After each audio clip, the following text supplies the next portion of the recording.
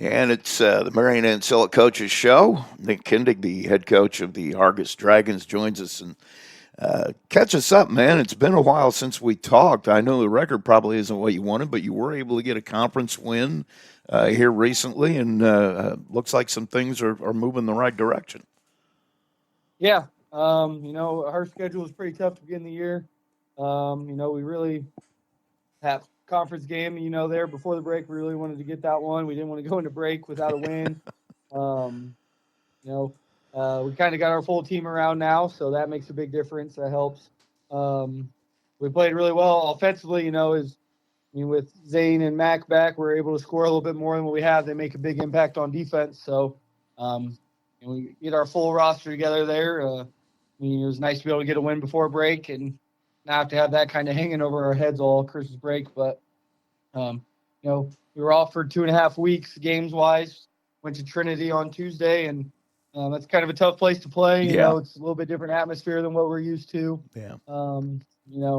We didn't play well at times, and playing teams that are similar to us, we gotta play well all the time. We can't go quarters where we score 4 points like we did, I think, in the third quarter, and that stuff catches up to us in close games. So, you made a point. I mean, looking at your schedule here at the beginning, you got some undefeated. I don't think you have a team on there that's lost more than 2 or 3 games.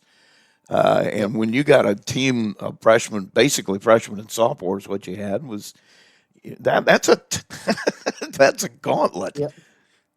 Yep. Yeah. I mean, Bremen, Caston, West Central. I think 2 of those 3 are undefeated. Caston might have a couple losses. I mean, LaVille's wins a lot every year. Winnemax got 9 wins, I think, or something crazy. So yeah, I mean, that's a tough schedule to start. I think we came out of it better. I think we were ready to play Pioneer. We're ready to play somebody that's maybe not or more similar to us skill wise than what we played before that. So we were ready to go for that one. We played well. Still got to get better defensively. I mean, I feel like I'm a broken record on talking about that when we meet, but we still got a long ways to go. But I've seen improvement. And like I said, we got our whole team together now, so you can really kind of take it in stride and go from there on where we're at. So it's good to be at full strength, and especially because you knew Mackay was going to have a good season. He's just been a good player for several years now, and it looks like he's kind of your guy. Yeah, he's taking that leadership role. I think he was probably frustrated a little bit early in the year, given our circumstances, but I think it made him a better player. He had forced him into a leadership role that we need out of him that maybe he wasn't completely comfortable with, but I think he is now. I think, the scores were bad, but I think overall we came out of that as better, because there's kind of 2 ways you can go where you get beat pretty bad and you're just head down and can't adjust from it and get better from it. You just kind of come out worse, but I don't think we did that. Our guys still came to practice every day trying to get better. We're way better than we were a month ago, and we want to be playing our best basketball in March. So we're just going to keep getting better every day. I felt like we made some strides last year after Christmas break, and I think we're going to do that again this year. And at this point too, I mean, you got a bunch of really young guys, and they are getting tested in the fire. But I mean, I'm sure they're getting better just for the fact that they're getting that playing time. Yeah, they're getting fed into the wolves. Ideally, those guys being sophomores, they should be playing. Normally, you have sophomores playing JV, so those guys are getting fed to the wolves. There, they're able to play a little bit different roles than what they had to play the first couple games. So I think that obviously helps a little bit, but they're really starting to figure out what they need to do. Playing defense, the big thing for those younger guys. Younger guys really struggle playing defense at the varsity level. They're getting better at that, and figuring out their role on offense, where they can place or piece in here and there, and be able to help us on both ends, and be able to adjust to what we're doing offensively and defensively. Those guys are making strides on it. Still got a long way to go, but they're getting there. That defense for a younger guy too is a two-edged sword, because not only is he adjusting to the speed and the strength of seniors and juniors, but that experience. I mean, a senior, you put your best move on him as a freshman. He says, "Nah, I've seen that 100 times, man. That doesn't work for me." And they're seeing those things for the first time, experience wise. That you got a double whammy there. Yeah, yeah. I mean, it's just getting those guys as much playing time as possible. I mean, they were JV players last year. Like Angel McMillan, he missed, I think, all but 5 games with a broken hand. So he really didn't play much last year. The Twins played a lot of JV last year, but I mean, just getting those experiences, the physicality of it. Yeah. I mean, there's a huge difference between sophomore and junior. I mean, if you look at like Makai and Zane, where they were physically a year ago compared to where they are now, like there's just a big jump. I feel like that sophomore and junior year, and our guys are obviously on the sophomore end of it right now. But just the speed of the game, the physicality, they're adjusting to it. They're getting better at dealing with it. But I mean, we just need to get experience, and we still got what 13 more games or so, more than that, 15 games. So we got a long way to go and keep getting adjusted to it. So hopefully we're playing our best basketball when sectional rolls around. Yeah, you've got some killers coming up too. I mean, obviously Plymouth on Saturday night, but North Miami isn't bad. Triton is really good. Culver is playing well. I don't know the record shows that, but I saw them play a couple of weeks ago, and they're starting to run into shape too. Judson, I mean, you got a killer schedule left. Yep. Yeah. I mean, we know. I mean, I've been familiar with the conference for a few years now. Maybe longer than Argus has, but I mean, there's no games off there. Everybody's coming in expecting to win. I think. I mean, we got Oregon Davis twice in 4 days. They're gonna be ready for us too. So we beat Bethany Christian last year. So there's games that are circled on the calendar that we have circled, and then we're gonna be circled on some of those too. So, yeah, there's no nights off. There's no games where we just show up and we're gonna win. So, and I mean, our guys know that, and for our efforts, been there every day in practice, but we got to show up and match team's intensity and be ready to go every night. Let's talk about where you think you're at right now. I mean, obviously it was hard to tell early because once again you had so many unknowns. But let's start with the defensive side of the ball. What are the things you feel like you just got to get better at? Yeah, I mean, I think just containing the dribble drive.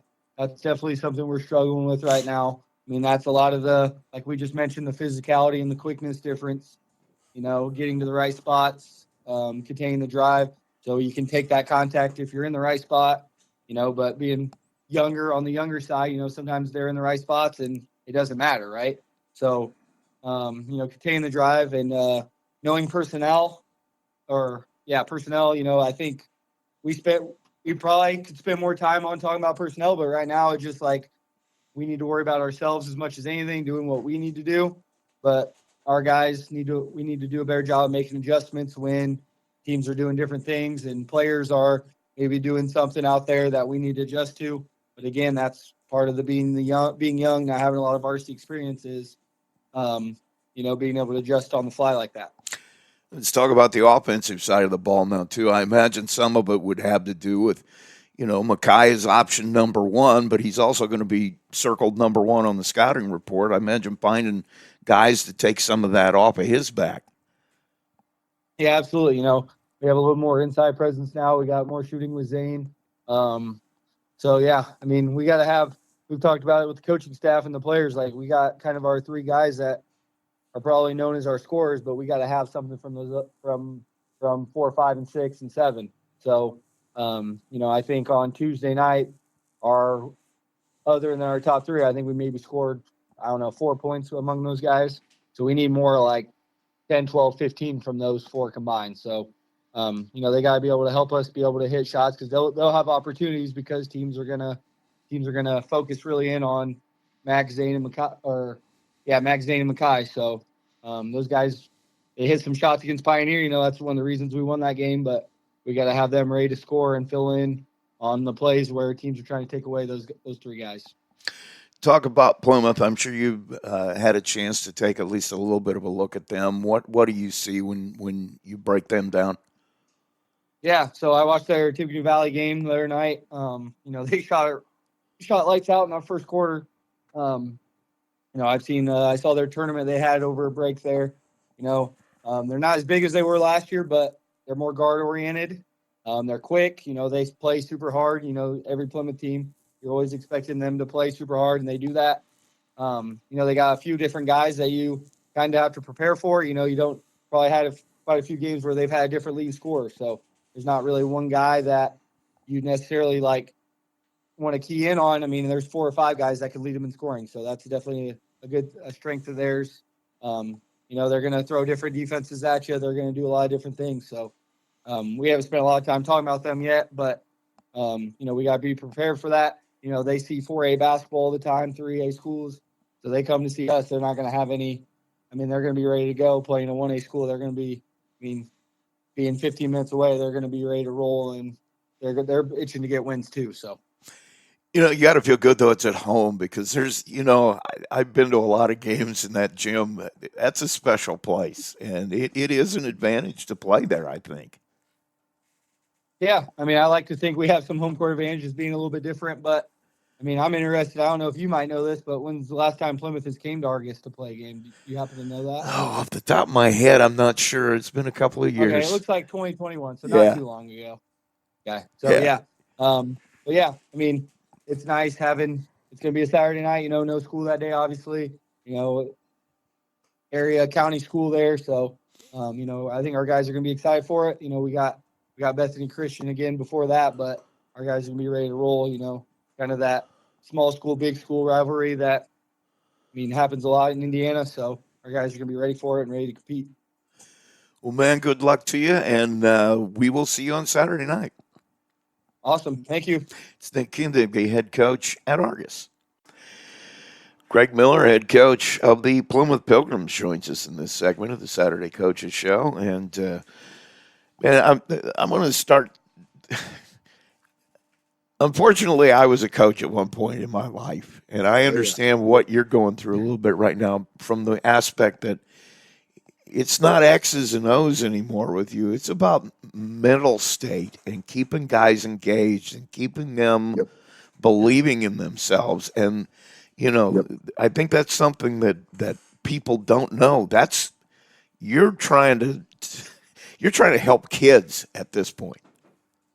Yeah, absolutely. And, we try to make it about life as much as we can.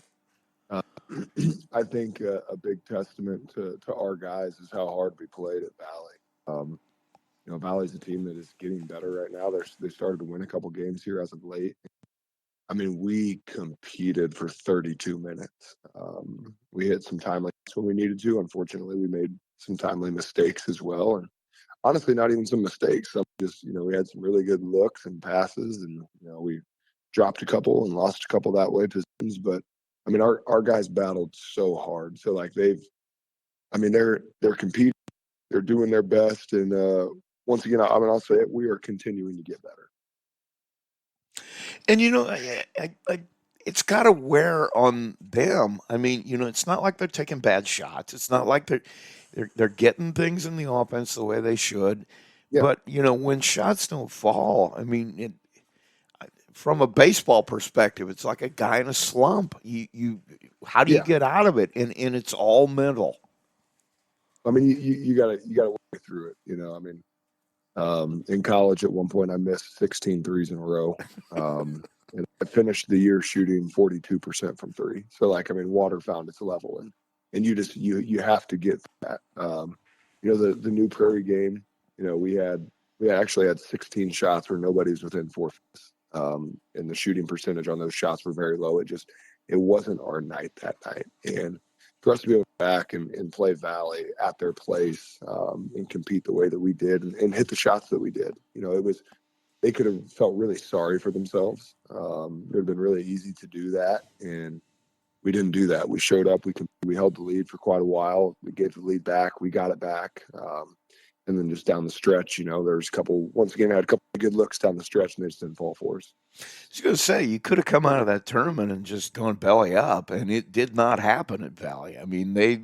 The response was exactly what I'm sure you were hoping for. Yeah, absolutely. And that speaks to our kids.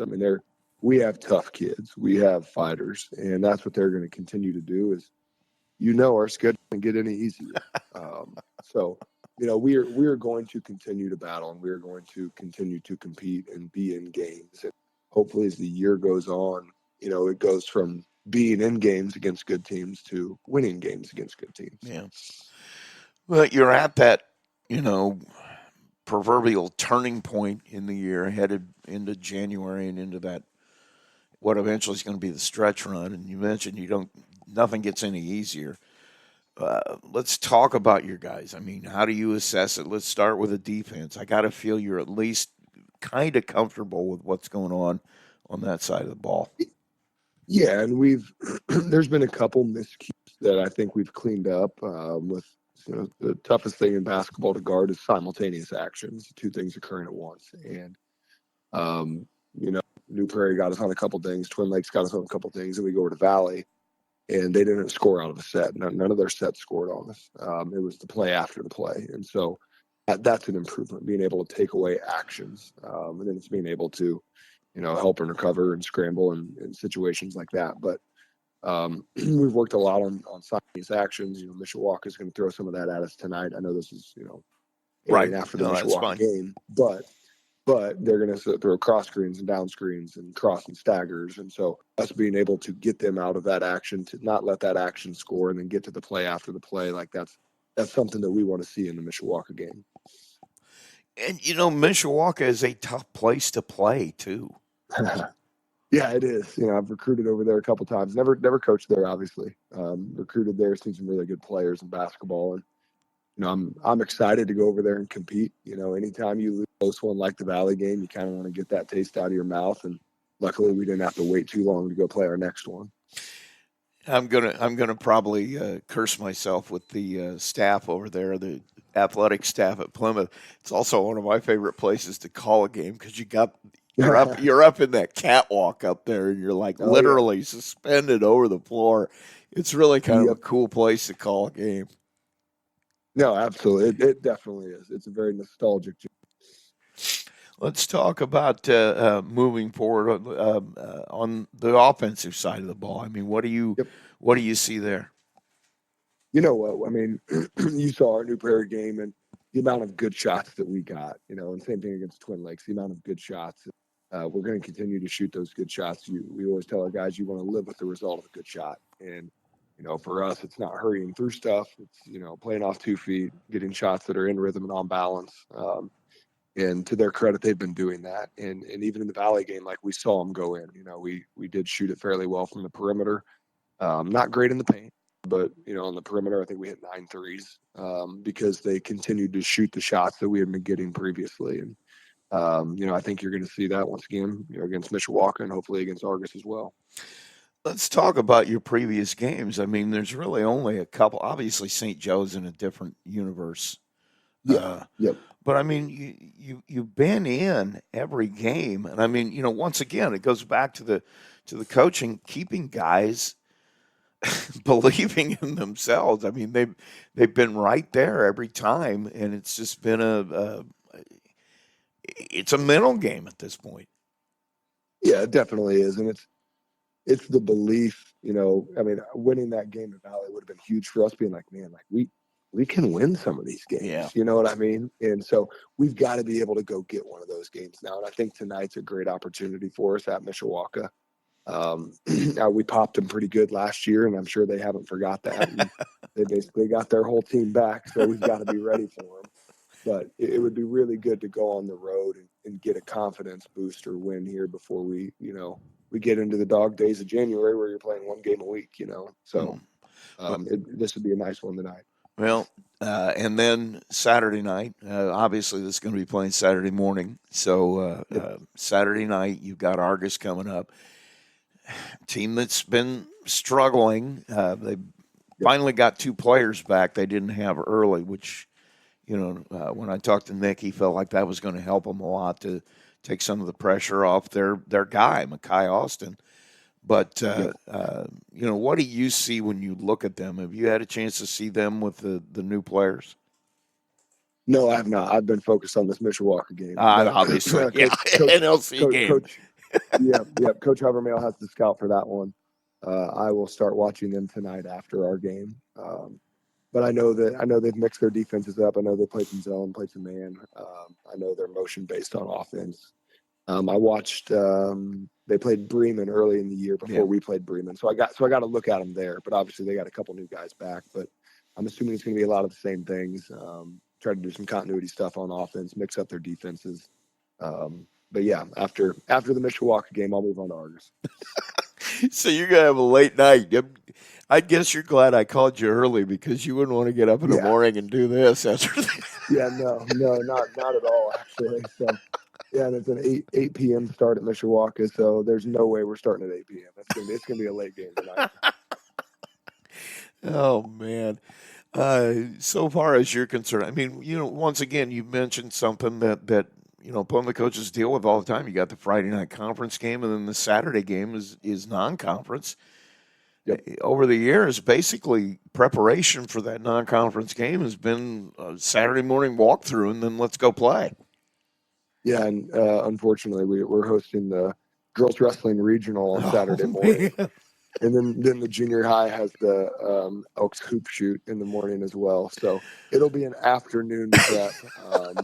I know Coach Havermail has the scout done. He's going to bring it over to me today, so I'll get to see it and read it before the game, and I'll get to watch the film tonight. So, but yeah, we'll be ready to go. We'll be prepared. And I know that with that, every coach I've ever talked to over the years is like, look, this is about us tonight. What do we got to get better at? So, I mean, tell me, what do you got to get better at? You know what? It's really, really small stuff. It's finite things that make a big difference. And we had a couple really good blockouts against Valley, but our pursuit was not great. And so you've got to be able to get your guy off the glass, and you got to be able to pursue the ball with the same intentionality as you had blocking out, and you got to finish those possessions. And then one thing for us, we want to finish quarters better. Valley hit a 3 at the end of the first quarter, and they hit a very, very difficult shot at the end of the third quarter. And so since then, those last 2 days, we have really focused on finishing quarters, because in 2.5 seconds, we lost by 5. It's just really, really small things like that. And no point in the game is more important than any other. The end of the first quarter, and it was a very, very contested shot. I mean, I think the shot almost hit the ceiling. I mean, it was so high up there, and unfortunately he made it. Basketball's an imperfect game. We were there, forced him to do something different, and went in. So I really want to see us finish quarters better. Well, man, I want to thank you for taking the time as always. And I guess the time this is playing, we'll see you in a couple hours. Yeah, absolutely. Thanks, Rusty. That is Greg Miller, head coach at Plymouth. And be right back. John DuPont, head basketball coach at John Glenn High School, joins me in this segment. And, it's interesting. I just had a conversation with Greg Miller over at Plymouth, and I got to feel like maybe the two of you are pretty much going through the same thing right now. At this point, your job as a coach, the X's and O's go out the window. Now it's about the mental approach and keeping your guys engaged and focused and believing in themselves. Yeah, the one thing I will say about the guys that were in our program, that part has not been a problem, and we just keep talking about small wins and, small wins within a game, small wins within practice. How do we define those types of things? And, some of the things that we talked about in the games are holding teams under 13 points for a quarter. Yeah. And we have been about 50% successful in those games, in those little small wins over the last couple weeks. But we also talk about those times where we play good in spurts right now, where we look really good for 2 or 3 minutes, and then we'll have some mental lapses for 2 or 3 minutes, and that's when the games are getting away from us. It's funny you mentioned that, because almost every coach I've ever talked to, especially the ones who've been around the game a long time, talk about how basketball is absolutely 100% a game of runs, and whoever doesn't get too low and whoever doesn't get too high is usually the team that's going to win it. Yeah, we talk about the peaks and the valleys of a game, and we try to explain to our kids that, every game is going to have good runs and bad runs, and it's about minimizing the bad runs and then really exploiting the good runs. And at times, We are doing a real good job exploiting good times. We're just still a little struggling on trying to, if you look at our stats, our second quarter has just been one of those quarters where a game gets rid of us, gets away from us. Our first quarter, we're usually pretty competitive stuff, and then the second quarter. So that's what we've been talking about. But the kids have been very receptive about it. And I don't think confidence is an issue right now for us. It's just trying to get a little bit better at playing basketball. Well, let's talk about your tournament experience too that you guys had over the Christmas break. I mean, four games in 2 days. It's a lot of basketball. But I'm sure that you saw some things you needed to see, and so did they. Yeah, I thought you're going to look at the record and see 1-4, or 1-3. I'm sorry, and you're going to say, "Man, that's 3 losses there." But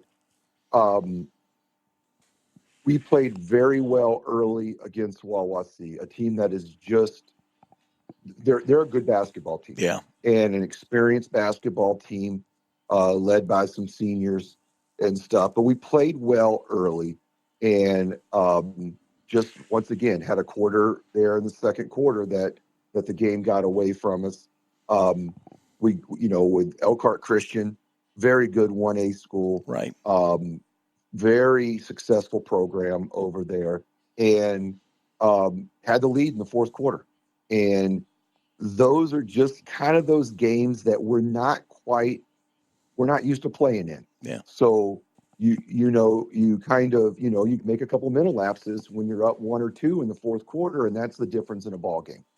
And they're learning that and stuff. But I thought overall our holiday tournament was a success, as far as confidence building for our guys.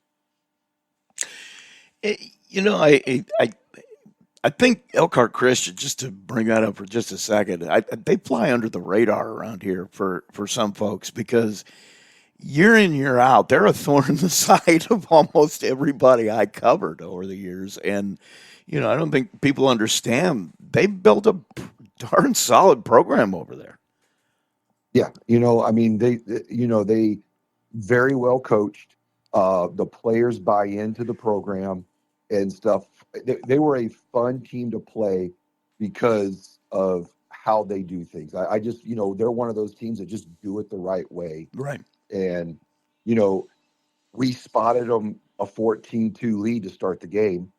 And then it, in my opinion, outplayed them for 3.5 quarters. Yeah.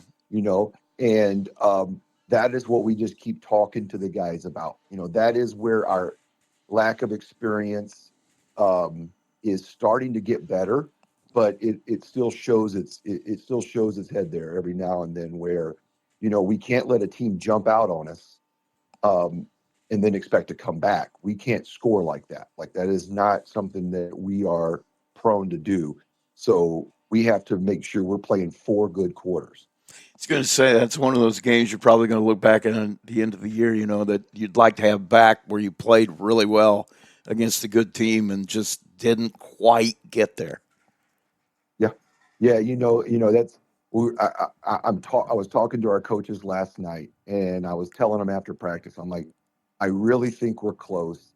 We just need to get one of those games that we quote unquote are not supposed to get. That is one of those things that I think will put us over the hump of where we need to be, because, man, we are close. Like, I really believe the way that our kids are starting to play right now over the last month, and I'm sure every coach will tell you this, I wish we didn't have 2 weeks off over Christmas break. Yeah. Because we were playing our best basketball going into the holiday break. Played a good Wheeler basketball team. We're able to, pull that one off. And I just, then we had 14 days off in between games. Yeah. And it showed up against South Bend Career Academy, who, in that first game. And then after that, I thought we played 3 decent games, and but we're getting there. I really believe it. And I got to be honest with you. I'm looking at your schedule. It doesn't get any easier. I know we're going to be at your Triton game on Tuesday, and I've seen them play twice now, and Mhm. they're pretty good. Yeah. Jimtown is really turned a corner. But Mhm. you make a point though too. As young as your guys are, you get one of those games that you're not supposed to get, and you play the way you know you can play, and that can be that moment for a whole. I don't want to say program, but for a whole set of kids in a couple of Yeah. classes that say, that turns the corner for them for the next 2 or 3 years. It really does. It really does. And I'm sitting here as I'm talking to you, looking at film of Jimtown that we have tonight. And you're right about our schedule. It's not doing us any favors right now. But saying that, I mean, that's just Indiana basketball. Right? I Yeah. mean, if I don't think any coach is going to sit there and look at their schedule and be like, man, there's a whole bunch of automatic games. You know, you may have a game where you feel good about, then two games where it's like, oh my gosh, I don't know what we're going to do here to slow these guys down and stuff. But it comes down to the fact that uh, the players got to play. Yeah. And our guys are realizing that now, and we're getting a lot more aggressive play on the offensive side, which is what we've been trying to preach in practice. Talk about you guys a little bit. I mean, Jude is your guy. I mean, obviously, and we talked about that before the season even started, that he's going to be that guy that you're looking at to be your leader. But haven't seen you guys play. You got a couple. You got some athletes. I mean, some guys that are athletic and able to bring a lot to the table. And looks like some of them are stepping up in some situations as well. They are. They are. Jude ended with 39 points the other day against Victory Prep. Just had an outstanding basketball game and actually had an outstanding tournament if you look at it overall and stuff. Couple guys that I think have really started to mature and show up. One is Hunter Howard, just as a point guard. He has a long way to go as far as controlling the game, but he's getting there, and he's been a real help to us because we've been able to move Hunter DuPont off the basketball now and put him more in a natural position of shooting guard, small forward type of situation and stuff. And he's starting to come along a little bit more, getting a lot more confident in his shot.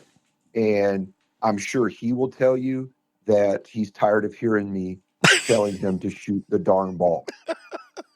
So, yeah.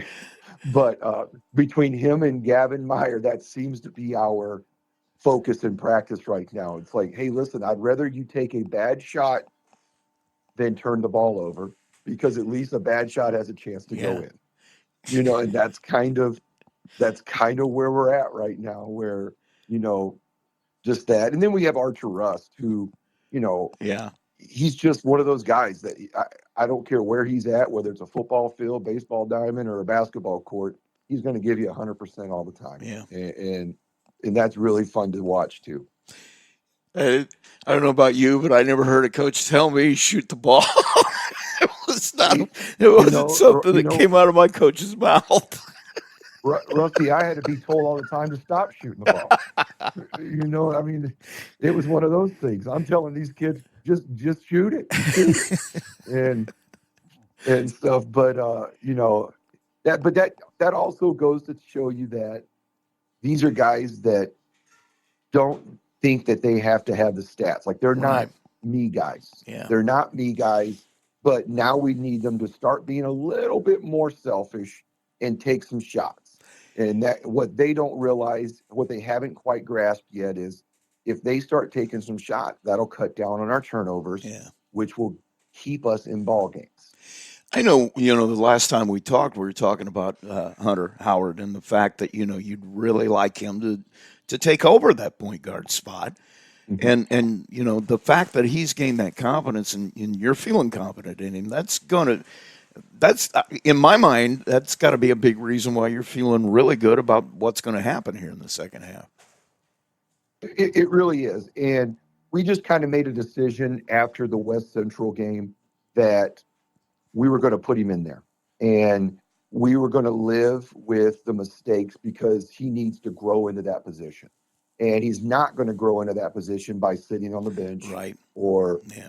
playing a couple minutes here, a couple minutes there. He has to go out there and just learn how to play it. And to his credit, he is a very coachable kid.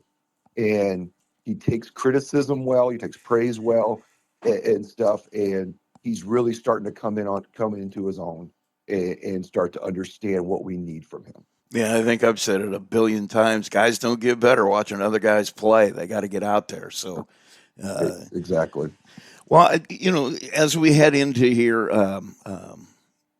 as you're assessing it here, in at this point, it's a traditional turn of the season into the second half. How do you feel about where you're at? What do you feel you got to get better at in order to have the second half you want to have? Well, it's for us, it's obvious. We've got to cut down on our turnovers. If you look at the games where we play well, our turnovers are less than 16. We're in that 11 to 14 range. In the games where we're not playing well, we turn it over 21, 22 times. And the kids know that. They're trying. They really are. And it's just about, from a coaching aspect, it's about putting them in the right positions to succeed. From a player's aspect, it's about having the confidence and to go out there and actually execute what we're asking them to do. And I would say, if you're asking me where we're at right now, not quite to where I would want us to be right here, but we're tracking in the right direction. We really are. Yeah.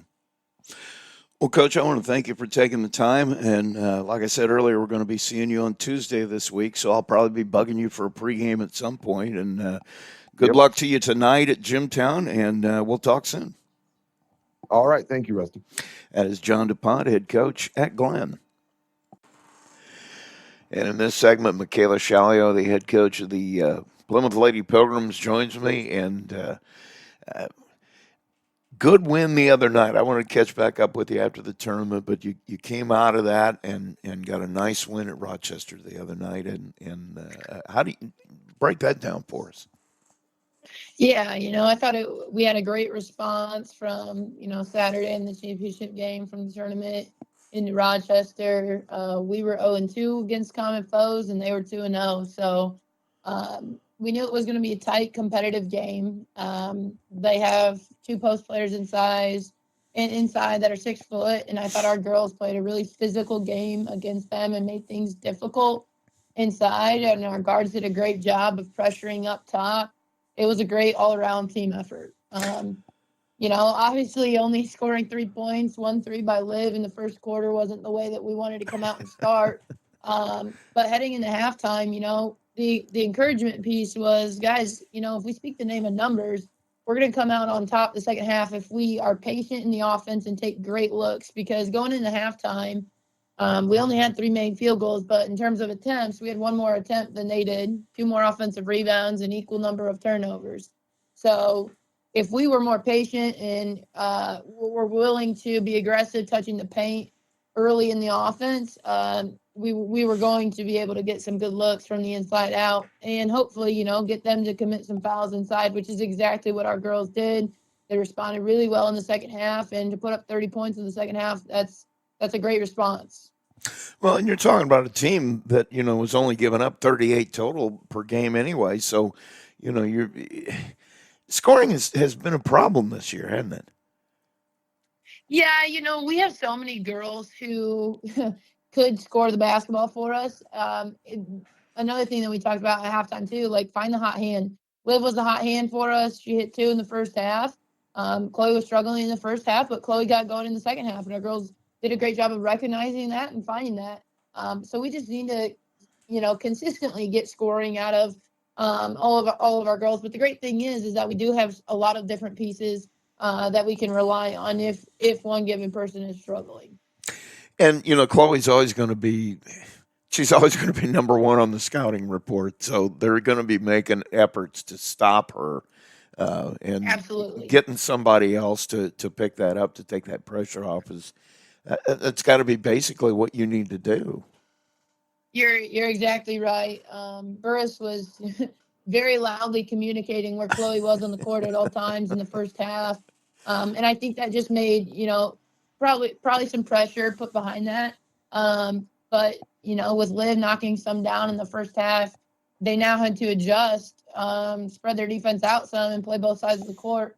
It opened Chloe up for some looks, and she shot the ball well. And was ready to go in the second half. And having the number of times I've seen you guys play, you take good shots. It's not like you're throwing stuff up just to throw it up. It's just a matter of becoming more consistent, I imagine. Exactly. We're a great team when we are patient with the basketball and get a great look because we have girls that can score. But when it comes to we're going to take a rush shot here or a force shot there, that makes it hard on our transition defense just because we weren't set ready to go back and defend. And that was the big struggle in the first half against Rochester, but we did a much better job in the second half. Talk about the tournament a little bit too. You got two kind of different opponents in there. New Prairie, obviously, they want to body you up. They want to be really physical.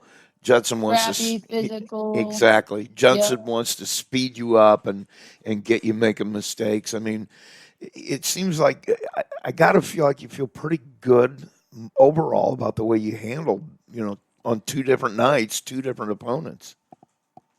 Yeah. You're right. It was tough to take the loss against Judson. It would have been nice to take a championship on our home court. These girls, the group that we have right now, we won one of the Summit Camp tourneys that we hosted last summer. But, outside of that, this group of girls, we haven't, won anything together. So that was something that we were really chasing. And for us, we got to find consistent play. And it starts on the defensive end. Your offense is going to spark from that defensive energy. So if we can get some early stops, and that sparks our transition offense. That makes our half-court offense a whole lot better. Judson touched us first, and it was hard to bounce back after that. They got a good team, too. I mean, especially in their class, they're going to probably have a nice run. But, I felt like your girls responded and stayed after it. That's one thing that a lot of people say about our group is they don't give up, which that's a great compliment and credit to them. So we just got to keep fighting because it's the game of basketball, right? Anyone can show up on any given night and beat an opponent. Anyone can, going into Rochester, we're down 9, only scored 10 in the first half. Basketball can be a tale of two halves. So you got to keep fighting and give yourself a chance to win. As an outsider looking in, though, I think it goes even a step deeper with me having coached before. I mean, even the body language doesn't change. There's not this.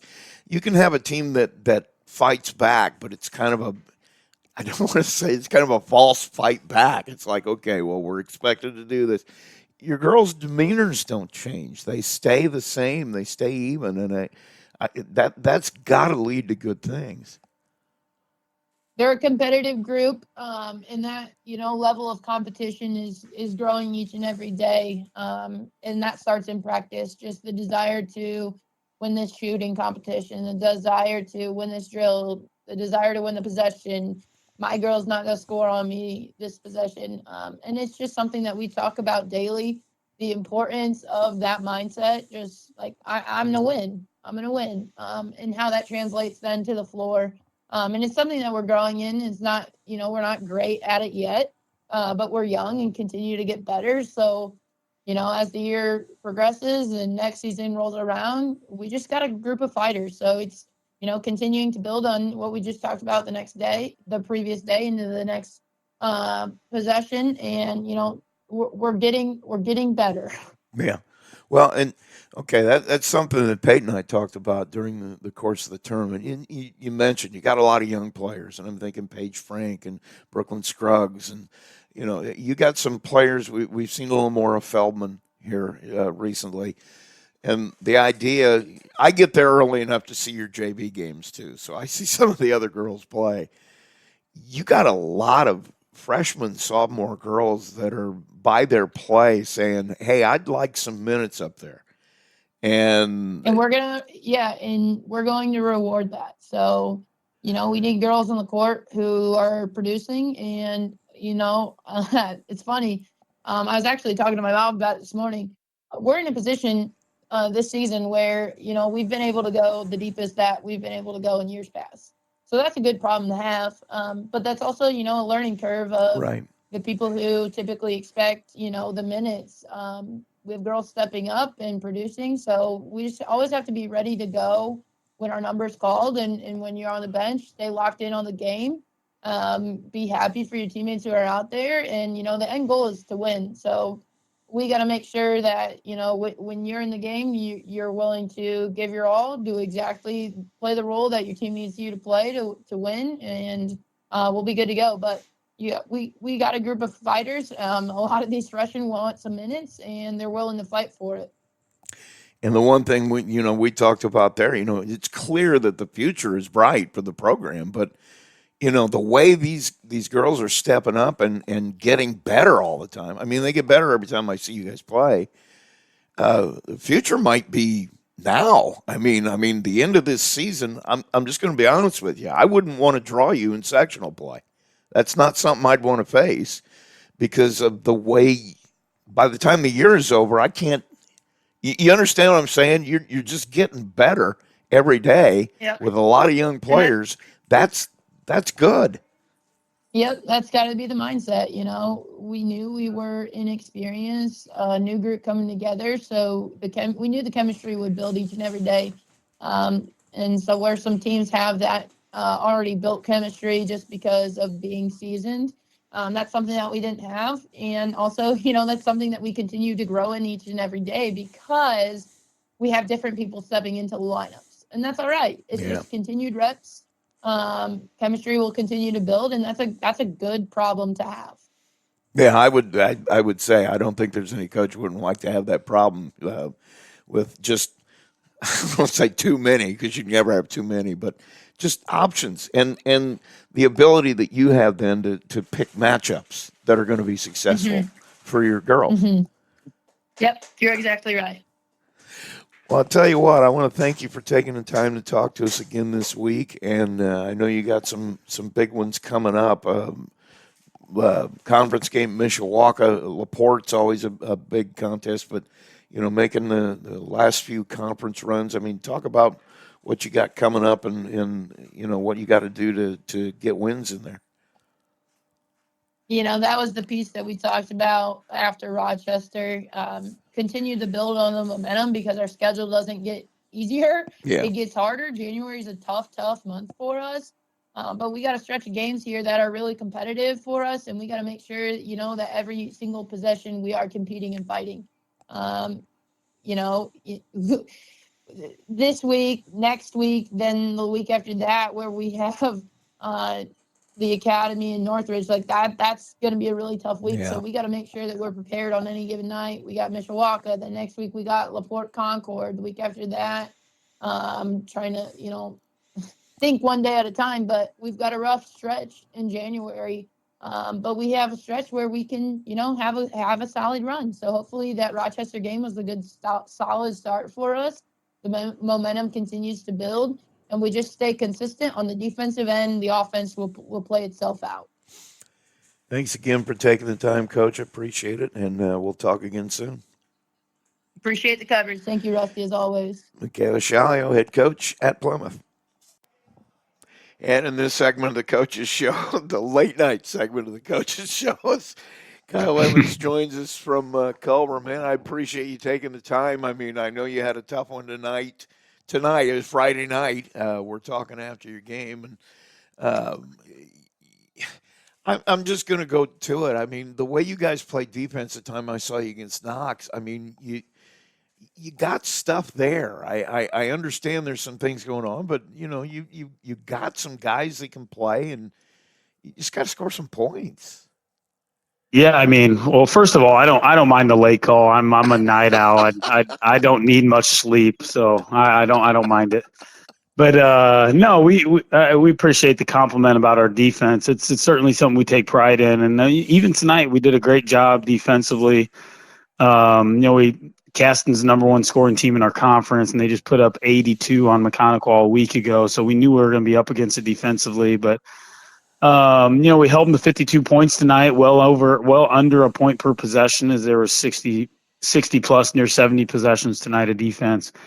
And we had 13 steals and forced several other turnovers. From that standpoint, we were really, really pleased with that. So, you always try to correct some things after losses, but you got to find the positives too. And that was one glaring positive tonight was our effort on the defensive end. It's just so hard to do that when you continue to string possessions where you don't put the ball in the hole. So I've got to give our guys credit for that, because, man, I don't know if I'd be able to defend that hard over and over again when I'm never seeing the ball go through the hoop. And that's one thing I got to credit our guys for. They do a good job of that, and they take pride in. I truly believe that when we get scored on, they're furious, they're mad about it, and they wanna make up for it. So that's a strength of ours. But the offensive end, obviously, we are struggling on. Well, and I'm just going to say, let's talk about your defense a little bit, because you guys do it differently than anybody I've ever seen. And when Mitch and I did your games over at Knox the other night, I'm like, what one thing you're going to notice about Culver? It's max effort all the time on the defensive end, and if Kyle doesn't get max effort, he'll find somebody who'll give it to him. And, Yep.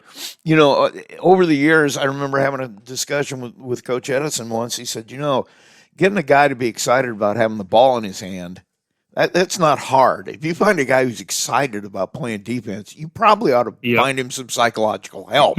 And, but your guys seem to be excited about playing defense. Yeah, I mean, it's, when I first came here 6 years ago, there was kind of this just bad just mojo about the basketball program. There just wasn't much positive. And, we came in and we really drove this, this defensive mentality into them. And all of a sudden we became known for something that was really positive for them. Well, when they're hearing some positive things for the first time, you cling to that. And I think that really helped drive that culture.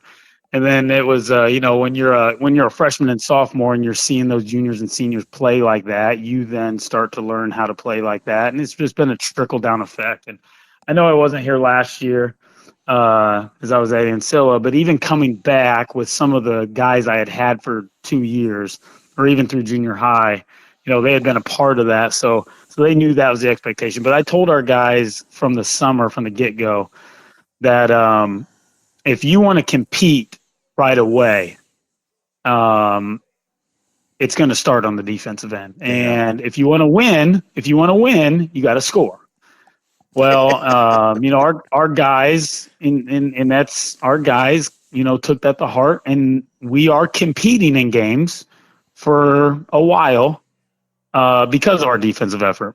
We haven't strung many wins yet because we're not scoring the ball. So, that's part of the battle. But it's truly our culture to be excited about defense. And I tell our guys all the time, like, I don't want a defensive possession to go by where they score and you're just like, oh, well, let's go run it back on them. It's like, I want a defensive possession. If we get scored on, let's take offense to it, and let's not have, make sure you don't get scored on the same way. Make it hard for them, those sort of things. And our guys do a good job of that. And we do things very differently than most. And that's something that makes Culver stand out. And our kids take pride in that. They want to be different. And we think it gives us a chance to be competitive against teams we're not supposed to be, because we're hard to prepare for. So that's kind of why we do what we do and why we take pride in it.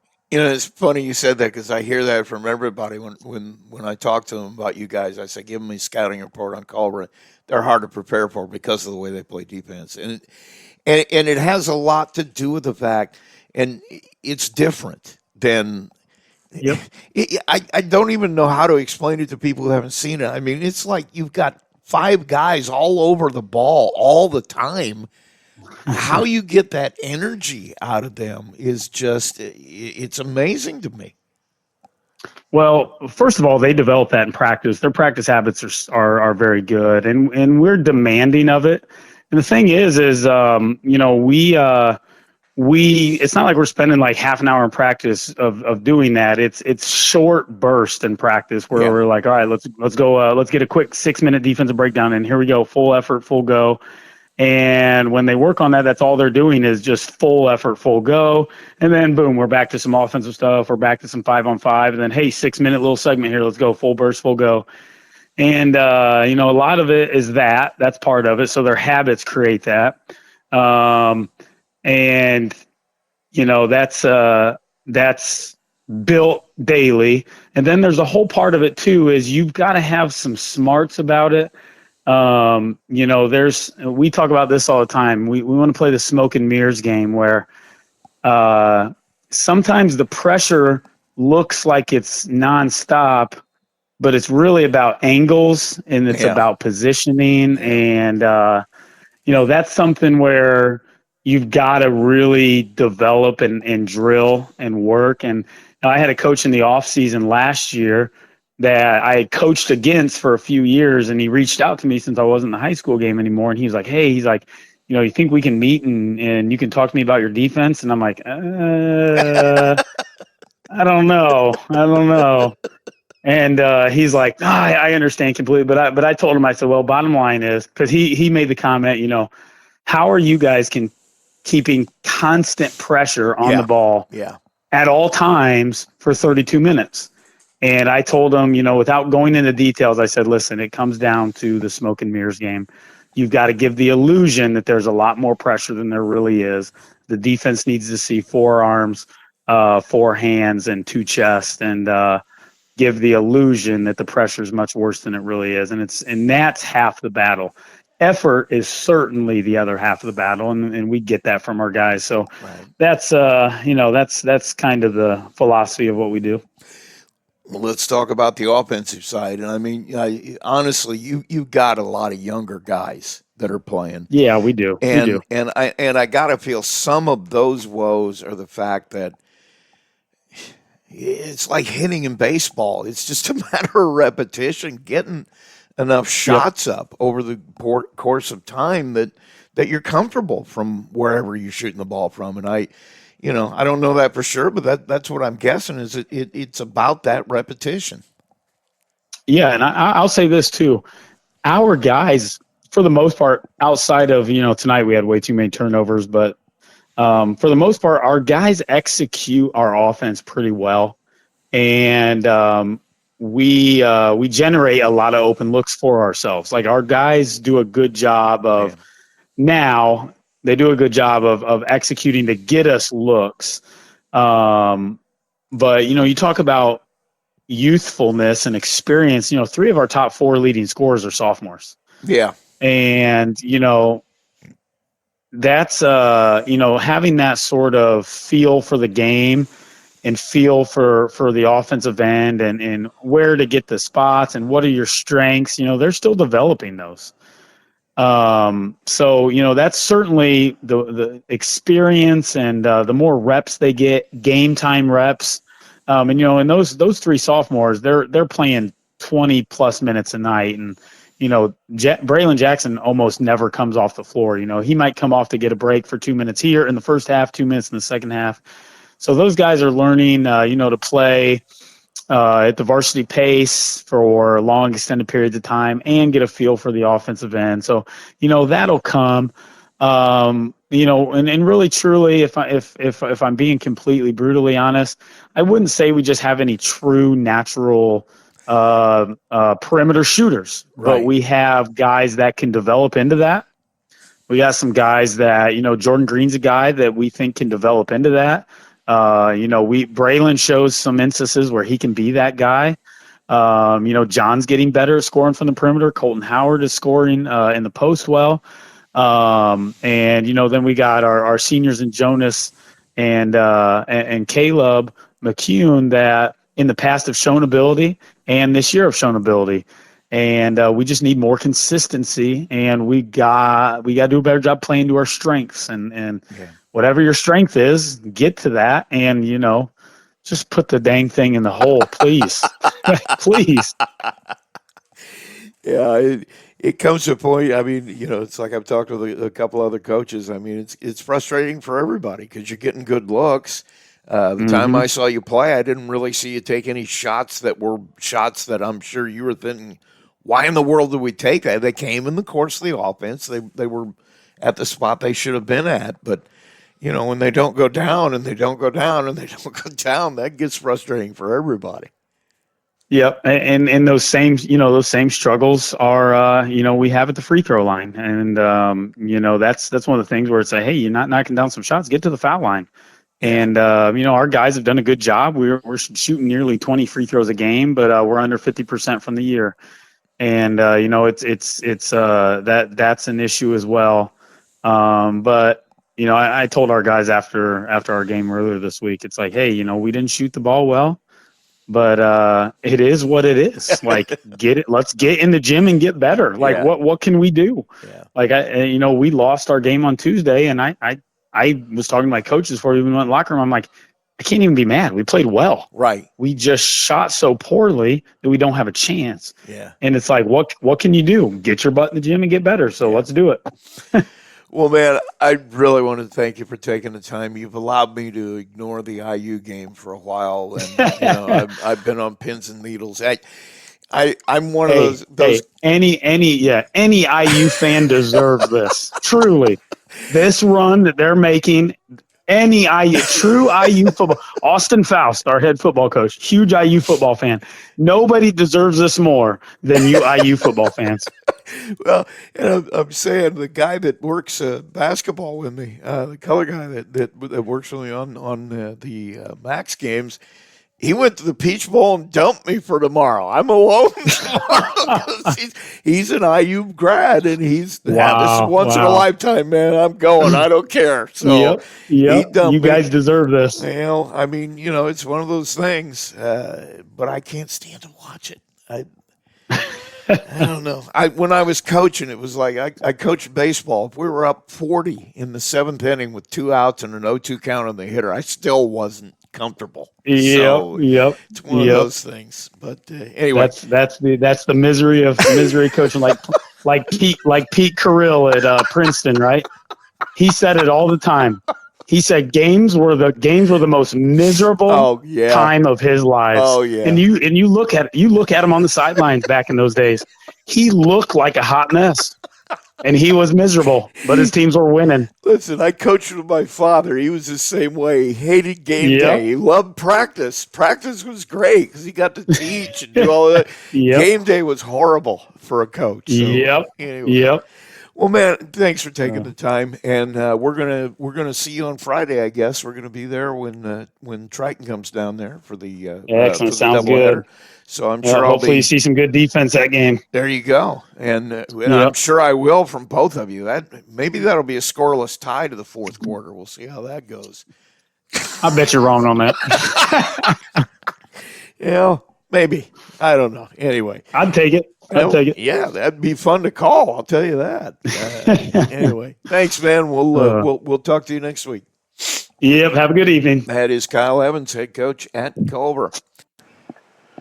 And this segment of the coaches show this morning, we're going to get a chance to introduce you to the new head football coach at Plymouth. Ron Schaefer is with us. Man, I want to thank you for taking the time. I appreciate you sitting down with us and getting to know you a little bit. Yeah, well, thanks for having me on. Great opportunity to get a little bit introduced to the community and talk to you and express my excitement for what's next for Plymouth football. Let's talk about you first a little bit. I mean, personally, where were you born and raised? Where did you go to school? Yeah, so I'm a local guy to Miami County. I grew up there and went to North Miami. A 91 grad from there, and played all my football career under Bob Bridge, a Hall of Fame coach there. Then went on to college to play at Franklin College and finished up my college degree at Huntington University. and then started my football career in 1994 with Russ Radke up at Griffith, Indiana. And I think I may have been at a couple of games that you were at. We covered Plymouth football, and Russ was coaching at Griffith, and there were some classics matchups in the playoffs. yeah, for sure. And some really good football played up in the region, and I learned a lot from Russ. And so, yeah, started there and then moved on back to my alma mater and coached under Coach Bridge. And then um, with teaching and the way things were, I was getting riffed every year. So I moved on to Mechanical and coached under Mark Lefevre there. And Mark Lefevre was a state championship coach at Southern Wells, but also coached at Mechanical, and so was there for a while. And he's a North Miami guy, and so stayed there a few years, and then moved on and coached at Lewis Cass High School from starting in 2004. And kids went there and coached and had some really good years, some sectional champions, regional champions, and then my boys played, and then just moved on up here to Rochester, and had a great 5 years here as the head coach, and now at Plymouth. I'm going to go back and ask you about a couple of your experiences there. But first I want to ask you, what made you decide you wanted to be a head coach? Because I mean that's a big jump, and it's a different skill set. I mean, was it just that you always had wondered what would happen if you were in charge, or what was it that attracted you to it?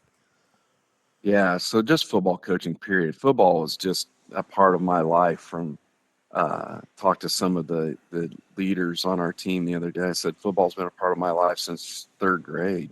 Playing tackle football, getting involved, and just really had a great time playing as a player, and always studied the game, and just I never wanted to get away from it. And so jumping back into it with coaching, and then I was an assistant for 26 years Yeah. before I got my first head coaching job, and had been an offensive coordinator for quite a few of those years. And I guess you always wonder, can I lead it? Can I do this? And there were several times I applied, and just maybe always the bridesmaid and never the bride type of thing. And just had to deal with that because I was applying locally. I didn't want to move my kids around. I Right. didn't want to be that guy that just took any job. And basically by the time I had all my kids raised, that's when I came to Rochester as the head coach, and was able to do it within where I was living. I live in a little town called Mexico, Indiana, Yep. and I grew up there, and so just a good transition for me. And then my boys, both of my boys, have been able to come up and coach with me at Rochester, and now Isaac's going to be the head coach at Rochester, and it's just football has been a part of our family, and that's what we've known for the last 30 years on Friday nights. It's just what it is. And it sounds like you have you have an interesting family tree coaching wise. I mean, I know North Miami, Coach Bridge that program was the gold standard around, especially that area for years and years and years and years. I know Russ as well. He's been around. I mean, you've had a lot of really big influences in your life from some really, I don't want to say big name, but really respected coaches. Talk about that a little bit. What that means to you, what you learned from them. Yeah, so Coach Bridge, a Hall of Fame coach, I mentioned that earlier. I don't ever remember playing a game at North Miami where we were ranked out of the top 10. Yeah. In the state. We were a really solid 1A program for a lot of years, kind of teeter-tottered back and forth between 2A and 1A. But, the experiences that I picked up there, Coach DuBois was a longtime coach there, just passed recently, really influenced me, and just great guys, one. And they put the love of the game into you, as a player, and it continued on. And then with Russ Radke, going there to coach with him, you get a different perspective, and Yeah. you glean the good things. You find out what things you don't want to do, what you do want to do from each one. Picked up a lot of things from Scott Mannering at Lewis Cass, a very successful 2A program. And, he was really a great players coach, and kids loved him. And so I learned a lot about how to perform on the sideline, my sideline demeanor. And then Coach Phillips, who was coach there after Scott left, we had some really good success. And when he was there too, and I thank Jeff for letting me do about anything I wanted to do on offense within reason. And so I was able to develop, some things that I did in the shotgun, but had wing T principles, and some of those things we're going to carry into Plymouth football, and then just the opportunity at Rochester. But a lot of those guys definitely influenced me, and football, like I said, has been a part of my life, and I don't know what I kind of thought I wanted to get out, and then about 4 or 5 weeks after it, and then Plymouth contacts me, and it gets your juices going. And there's nothing that excites me more than being able to coach this game, and teach young guys how to play this game that I love, and hopefully they feel that and grow in their love of the game also. Let's talk about you as a coach. I mean, what your philosophies? I mean, you have things that are important to you, and things you want to see. Let's just talk about that first of all. I mean, what program-wise, what do you want to see? Yeah, we want continuity from top to bottom. We're going to want our youth league, our middle school, our freshmen, everybody doing the same thing, and that's what we have here at Rochester. And that's going to carry on with Isaac, but that's the thing we want to establish at Plymouth. We're always going to be a defensive first philosophy. I told some of our leadership guys yesterday that we're going to put the toughest 11 dudes we can, the fastest, meanest guys we can out there on defense. If they don't score, we don't lose. And we adopted that at Rochester, and over the 5 years, we kind of reached like the pinnacle of it this year. We only gave up 7 points a game over 11 games. And we try, our philosophy too is to protect our defense with the way we play offense. We're going to try to ball control it. We're excited about 16 play drives that score. We will throw the ball, and we'll mix things up, but we're going to try to punish people on the ground and at the line of scrimmage on both sides of the ball. And that's what we're going to hang our hat on week in and week out.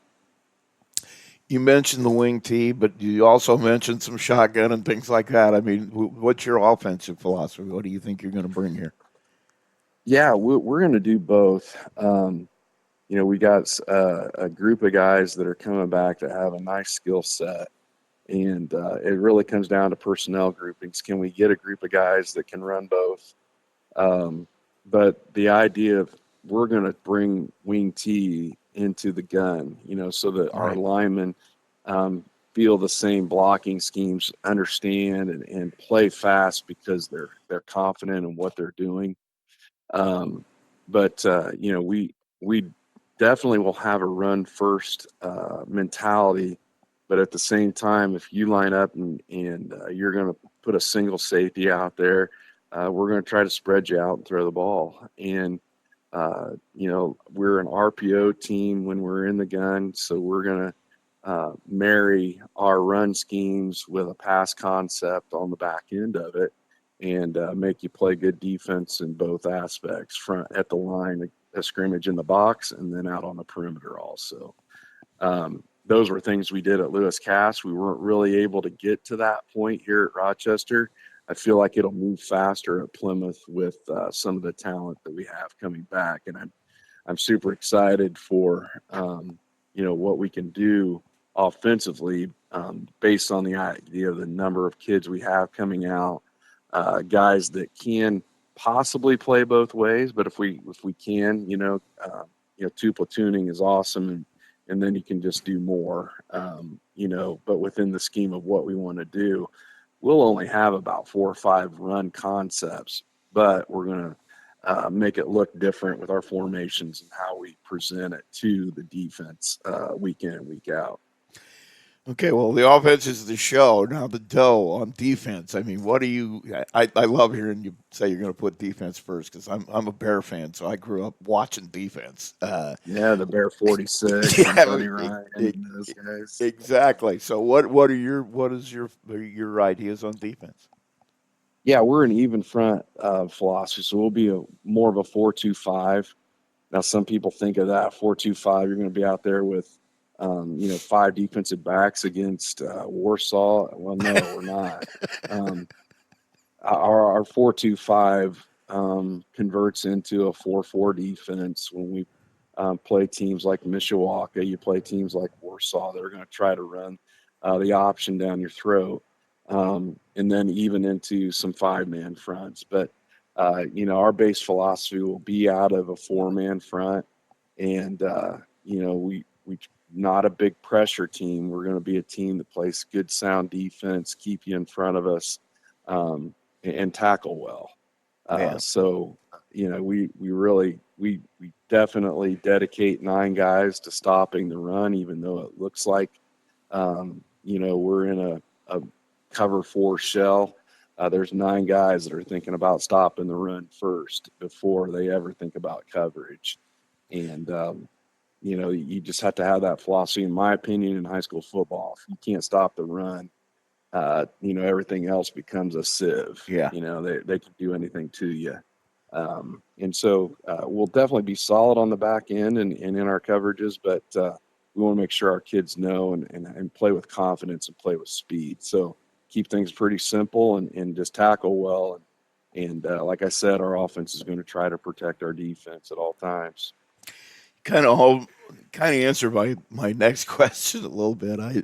I'm sure you didn't get it. You've been from the area your whole life, and I'm sure you didn't get into this without taking a look at the NLC and the schedule and that kind of stuff. I mean, assess the NLC. I mean, in my mind, you've got 4 guys that eventually are going to be Hall of Fame coaches in this conference. I mean, that's got to be daunting to look at from the outside and look in and say, hey, I'm going to be going against that every week. Yeah, absolutely. I'm very familiar with Coach Curtis at Warsaw. He was a Mechanical guy. If everybody remembers, I know when he was at Mechanical and I was still at North Miami. And I mean, it's a premier football conference, I believe, in the North. You've got the SAC over at Fort Wayne. You got the Dual You got some really good conferences, but as far as from top to bottom, the NLC, which Rochester once was a part of. Yes, because I played against Rochester when I was a player. I was going to say they were in the NLC. Yeah, and it's not too long ago that Rochester and Plymouth was playing the Hickory Stick game. Yeah. And, I know the history, and like I said, I'm a student of the game, and Concord has really probably shifted their whole mindset from being a basketball school to a football school. Yeah. They're doing, they just reload every year. Mishawaka, who, Bart was at Mishawaka and then moved the show to Warsaw. And so there's a lot going on in our conference. And, Goshen used to play great football. I remember the Rick Meyer days and those great teams. And so there's a lot of history there. Northridge has had great success. So there are teams that it's just a great overall conference, and why wouldn't you want to be tested with the best? You don't get to be a Hall of Fame coach without playing some Hall of Fame coaches and beating some big teams. And, we're excited to get going. It's like the guys that I talked to yesterday from the team. I said, I can't promise you anything other than you're going to get coached well and you're going to be loved, and we're going to try to win as many ball games as possible playing the greatest team sport that there is. And I think these guys are excited and ready to roll. We have a great weights program. We got a great strength and conditioning coach, and our kids are getting prepared. And I think you saw that movement in the last 3 to 4 years. A lot of what Adam did was good, and we just want to take it now to the next level. That was going to be my next question. I mean, talk about what maybe not you're going to change, so to speak, but I'm sure you looked at the program before you took the job. What do you see that excites you about what's happening here? One, big numbers. I love the numbers are improving and increasing. I think there's potential to have 80 to 100 guys on roster in the top 4 grades over the next 4 to 5 years. That's a big draw for me. I've been working in programs where sometimes, if you have 50 guys total, you're feeling great. Yeah. More times than not, you might be working with 35 guys. And so numbers are intriguing to me and exciting. Just looking at the games, the fight that they had, I think probably the game that I watched most and took a look at was the first time Plymouth played Mishawaka last year, and then the improvement that they made throughout the season, and then how they played in that sectional game. To go in there with only 3 wins and then play a Mishawaka team the way they did, it shows that the kids have character. It shows that they're hard-nosed, tough kids. They didn't give up on their coaching staff, and obviously the coaching staff didn't give up on them. And those are important attributes to me, very attractive attributes to a coach. And so I'm excited to dig into that and build on that even more, kind of a brotherhood that we will create at Plymouth High School. Well, Coach, I want to thank you a lot for taking the time to talk to us and get to know you a little bit. And hopefully we'll be talking a lot coming the fall. Thank you. I appreciate your time, too, and what you're doing for Plymouth football. That is new Plymouth head football coach Ron Schaefer. And stay there. We'll be right back. Time to announce this week's Tony the Boss Ross Athlete of the Week, given in honor of longtime Marshall County and Max 98.3 broadcaster who died suddenly a year ago. His legacy of dedication to his craft, unending work ethic, and devotion to the athletes and coaches in the area, it will never be matched. It's that legacy we honor each week with this award. We'll let you know who that winner is right after a word from Johnson Danielson Funeral Home. Johnson Danielson Funeral Home has been established in the community of Plymouth since 1879, and its staff is committed to providing care that goes beyond the expected in serving today's families who call Marshall County their home. They welcome families seeking options and alternative ways to pay tribute to someone, from burial packages to pre-planning to planning a checklist. The professionals, along with caring staff at Johnson Danielson, are available to assist your family 24 hours a day by simply calling 574-936-2829. Visit their website at johnsondanielson.com for a complete list of services. Johnson Danielson Funeral Home. Service beyond expectation. And the athlete that is our Tony the Boss Ross Athlete of the Week is Eliana Grubbs, who recently made it the 7th girls player to score 1,000 points in Bremen High School history. Her accomplishments are endless. She's a 4-year starter for Bremen basketball, softball superstar, soccer. She all sport athlete, and she is the recipient this week of our Athlete of the Week. She'll receive a certificate, a History of the Award, T-shirt commemorating the achievement, and also be a guest, hopefully next week, on the Saturday Morning Coaches Show. Eliana will be eligible for our Tony the Boss Ross Max 98.3 Athlete of the Year Award. That's later this spring. That carries with it a plaque and a college scholarship, compliments of Max 98.3 and Johnson Danielson Funeral Home. It's a Tony the Boss Ross Max 98.3 Athlete of the Week, brought to you by Johnson Danielson Funeral Home of Plymouth.